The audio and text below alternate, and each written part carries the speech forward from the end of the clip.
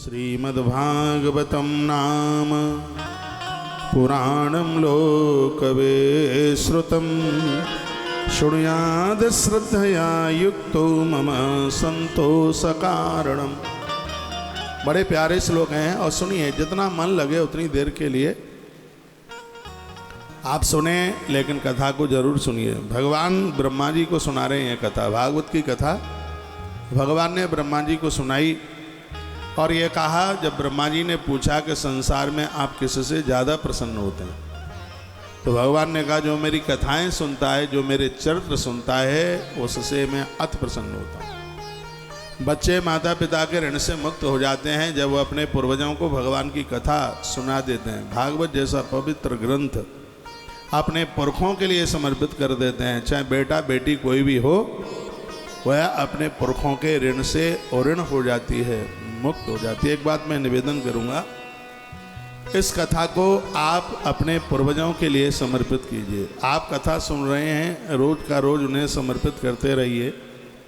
यह कथा उनको लग जाएगी, उन्हें समर्पित हो जाएगी और यही विचार करके कथा ये सुने। ये कथा हम अपने पूर्वजों के लिए, पुरखों के लिए ये कथा सुन रहे हैं और हम उन्हें ही समर्पित करते हैं। और आग्रह पूर्वक और भी निवेदन है कि इस कथा को एक मिनट के लिए भी आप नहीं छोड़िएगा। देहरादून में बहुत कथाएं हुई होंगी और बहुत तुमने सुनी होंगी, एक ये भी कथा आपके देहरादून में भागवत कथा गंगा आके प्रकट हुई है, प्रवाहित हो रही है, तो बड़ी अच्छी बात कही गई। शृणुया श्रद्धया युक्तो मम संतोष कारकम। भगवान कहते हैं कि जो मेरी भागवत सुनेगा, मैं उसके ऊपर बड़ा प्रसन्न होऊंगा। प्रसन्न क्या होऊंगा? उसके हृदय में मैं आकर के बैठ जाऊंगा। ये भागवत जी का ये मातम्य है। नित्यम भागवतम यस्तु पुराणम पढ़ते नरः प्रदक्षिणम भवे तस्य कपिला दानजम फलम। देखिए, सुनिएगा, इसमें लिखा है कि आपके नगर में यदि कथा होती है और आप नित्य एक भी दिन एब्सेंट नहीं करते हैं, जितने दिन की कथा है, पर डे एक कपिला गौ माता का दान करने का फल प्राप्त होता है। आयोजक के लिए तो उसकी बहुत बड़ी महिमा महात्म्य, हजारों कपिला गायों का फल। श्रोता के लिए ये कथा हो रही है नहीं, आपके नगर में जब भी कथा होती है और आप कथा सुनने के लिए जाते हैं, तो कपिला गौ माता का गौदान करने का फल प्राप्त होता है। भागवत की कथा सुनने से मैं श्लोक बोले दे रहा हूँ। नित्यम भागवतम यस्तु पुराणम पठन नरः प्रदक्षरम भवे तस्य कपिला दानजम फलम। इस कथा को पढ़ते या सुनते हैं, दोनों में मुझे भी पुण्य मिलेगा क्योंकि मैं पढ़ रहा हूँ।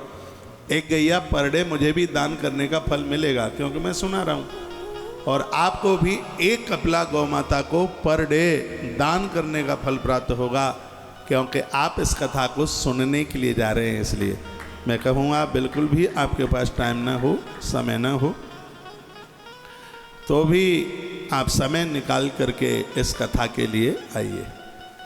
और फिर का श्लोकार्धम श्लोक पादम्बा नित्यम भागवतोद्भवम। पूरा 4 घंटा सुनने को समय नहीं है तो कुछ मिनट, 24 मिनट, 1 घंटा 24 मिनट, इसमें 1 घंटा 24 मिनट की बड़ी महिमा है। कम से कम इतना आप रोज टाइम दे दें, क्योंकि वो एक मुहूर्त पूरा हो जाता है।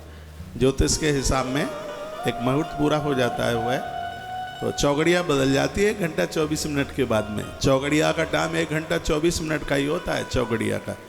तो बहुत ज़्यादा आपके पास टाइम नहीं है, तो इतना सा समय लेकर के आपने पूरी कथा सुन लिए। प्रथम आरती, समापन की आरती का भारी महत्व है। और हनुमंत लाल जी की लेखनी में कहा गया है कि वो श्रोता इतना बड़ा है जो वक्ता से पहले पांडाल में पहुंच जाता है। आज तो पहला दिन था, कल से आप अपने हाथ पे तुलसी पत्र लेके आइएगा। मैं इसी रास्ते से आऊँगा। मैं किसी गोपनीय गुफा से कभी आता नहीं हूँ, कथा में मैं श्रोताओं के बीच में से ही आता हूँ। तो आप तुलसी पत्र लेकर के आइएगा। मैं अपने रूमाल में वह आपके तुलसी पत्र ले लूँगा और धुला हुआ होता है। मैं जब यहाँ आता हूँ तो रूमाल से नाक नहीं पहुँचता, क्योंकि मुझे पता होता है कि इसमें मुझे तुलसी पत्र लेकर के और वो भागवत जी के ऊपर चढ़ाने होते हैं। तो तुलसी लेकर आप आइएगा और वो तुलसी मैं इस भागवत जी के ऊपर चढ़ाऊँगा।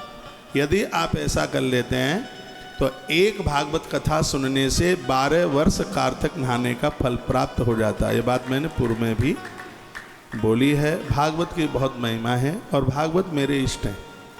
मैं तो भागवत जी को बहुत मानता हूँ। आज भगवत कृपा से सभी ग्रंथ पुराणों की कथा सुनने का सौभाग्य प्राप्त हुआ है और ये मैं बहुत आनंद के साथ कह रहा हूँ कि भागवत जी मेरे इष्ट हैं। मुझे मेरे जीवन में भागवत ने बहुत कुछ नहीं सब कुछ दे दिया। आप भी तो हमें मिले हैं वो भागवत जी की ही कृपा से मिले हैं। भागवत महारानी की कृपा से गैया मैया मिल गई है, भागवत महारानी की कृपा से वृंदावन मिल गया है, भागवत महारानी की कृपा से भारत मिल गया है। हाँ, नहीं तो बड़े ऑफर थे विदेश के लिए, परदेश के लिए, मुझे वहाँ अच्छा ही नहीं लगता है। क्योंकि इसलिए अच्छा नहीं लगता क्योंकि हमारी भागवत जी का जन्म परदेश में नहीं है, भारत के बद्रीनाथ में है इसका प्राकट्य। ताली तो आप बजाना ही मत, आपको नज़र लग जाएगी बिल्कुल, फिर मुझे उतारनी पड़ेगी आपकी नज़र, तो काहे क्यों ताली बजाए। आइए तो या पठेत प्रियतो नित्यम श्लोकम भागवतम सुताष्टादश पुराणम फलमाप्नोति मानव।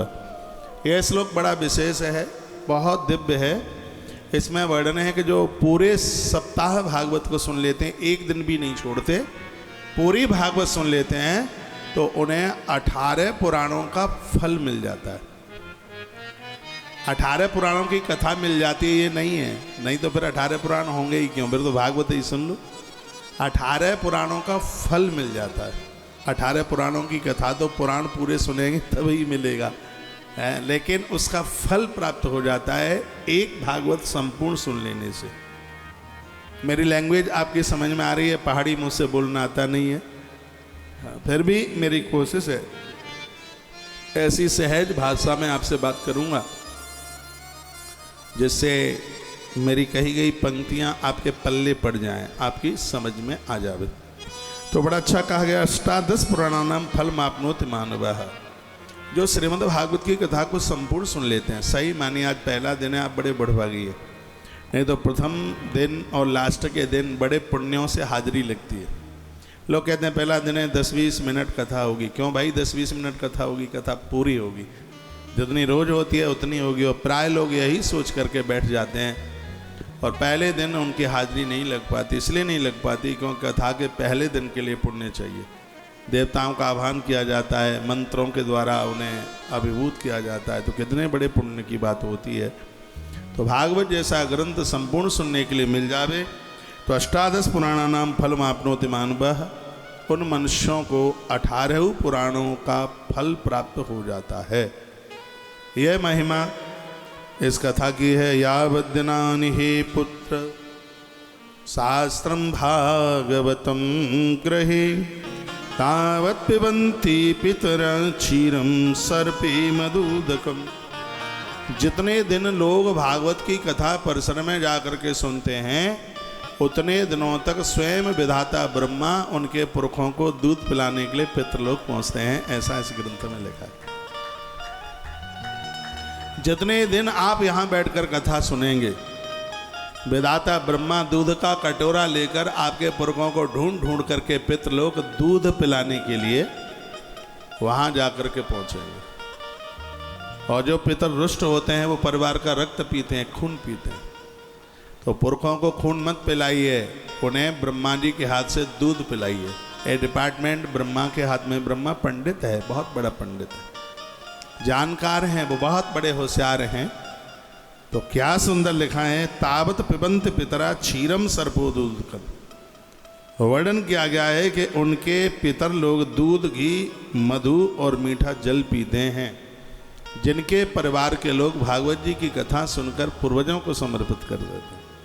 आयोजक हो गए, ये तो बहुत बड़ी बात हो गई है। ये तो श्रोता बनने पर इतना पुण्य है, तो उसका आयोजक बनने पर तो कितना पुण्य होगा, शब्दों में उसको बयानित नहीं किया जा सकता। एक आनंद की बात यह है कि कोई आयोजक कथा कराता है, वहाँ जितना भी श्रोता आता है उसका 10% उसका पुण्य आयोजक के खाते में जाता है। तो इसका अर्थ यह नहीं है कि आपका कट जाता हो, नहीं, आपका, यही तो इसकी विशेषता है, आपका पूरा का पूरा रहता है। लेकिन जितने भी श्रोताओं ने कथा सुनी है उसका दशांश आयोजक के खाते में जाता है। इसलिए आयोजक ज़्यादा से ज़्यादा ये व्यवस्था करता है कि मेरे यहाँ ज़्यादा से ज़्यादा लोग आएँ, कथा सुने। कथा सुनने वाले श्रोताओं का तो आयोजक के द्वारा इतना रेस्पेक्ट होना चाहिए जैसा कि बेटी की बारात में आने वाले बारातियों का रेस्पेक्ट होता है, ये भी इस भागवत में ही लिखा है। अपने लिए रहने को जगह न हो, चूल्हा चौके में अपना बिस्तरा जमा ले, आने वाले व्यक्ति के लिए कहीं किसी भी प्रकार की कमी न रहे, प्रफुल्लित हो उनको देख करके, हर्षित हो। और कथाओं में ऐसे लोग आते हैं जिनके नाम गोत्र गाम धाम तुम जानते भी नहीं हैं, तो वर्णन है कि ऐसे लोगों के रूप में स्वयं भगवान कथा सुन करके चले जाते हैं किसी न किसी रूप से, जिनके बारे में आप जानते भी नहीं हैं कौन कहाँ से आया है। ऐसे लोगों के भेष में स्वयं भगवान कथा सुन के चले जाते हैं। तो बड़ा आदर होना चाहिए, बड़ा मान होना चाहिए। ऐसा वर्णन है, धरती के जितने भी तीर्थ हैं 68 करोड़ तीर्थ बताए, 67 करोड़ 60 हजार तीर्थ हैं धरती पर, 67 करोड़ 60 हजार तीर्थ हैं। ऐसा बताया गया है कि जो व्यक्ति श्रीमद् भागवत का आयोजक बन गया है, उसको भागवत कराने का फल प्राप्त हो गया है, उसको 67 करोड़ 60 हजार तीर्थों का दर्शन भ्रमण और स्नान करने का फल प्राप्त हो जाता है। इतनी बड़ी महिमा है। परीक्षित राजा को जब श्राप लगा हुआ था, तो परीक्षित के उद्धार के लिए, परीक्षित की मुक्ति के लिए यदि कोई प्रावधान रखा गया, उसका नाम है श्रीमद् भागवत कथा।